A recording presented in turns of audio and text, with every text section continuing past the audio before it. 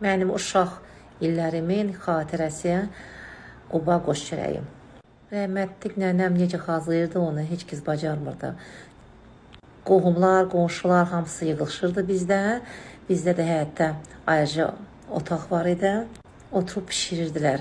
Oy, bir maraqlıydı. Mahnı oxuyurdıq. Hamının dalınca danışırdılar. Hərəsi bir işlə məşğul idi. Mən də naxış vururdum. Mən də burada 2 porsiyadır. Reseptdə 1 porsiyanın qəzetləri yazmışam. Deməli, bir pitof yumurta, bir yumurta sarısı qatışdırmışdım. Ona duz qatdım, xama, yağı əritmişəm.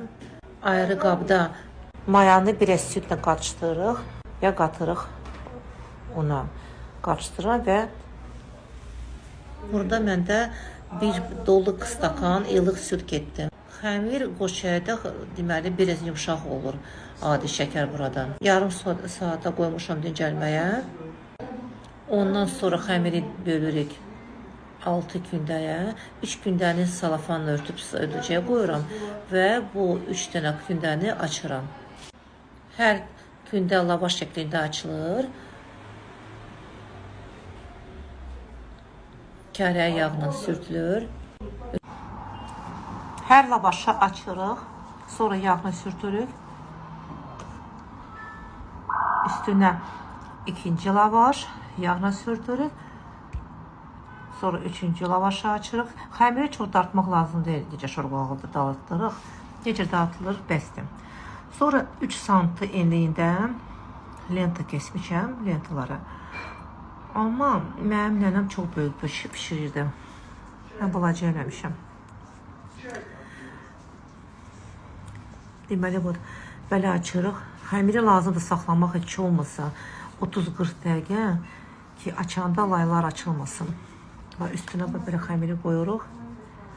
Üstündən belə. Görürsünüz, yapışırdı. Mən tez elədim, tələsirdim.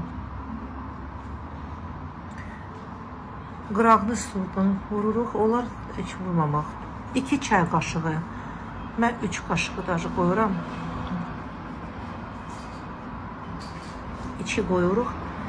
Üstünü belə şəkər bura kimi bağlayırıq.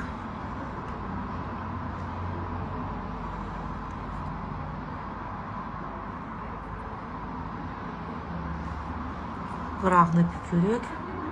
Deməli, məndə 22 dənə qoş çörək alındı. 22 dənə orta boyda. Böyük pişirsəz 10 dənə alınacaq. Deyirlər ki, naxış vurmurlar. Yox, qoş çörəyə naxış vurulur. Qalırdı.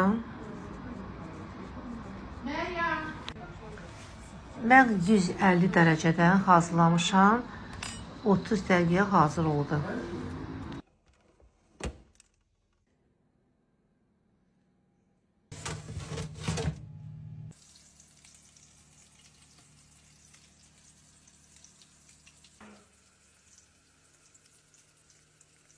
Не, у нас редко когда вместе. Сахары есть, мальчики, девочки вместе. И то это женские. Сахары мальчики работают, а мужчины не заходят туда.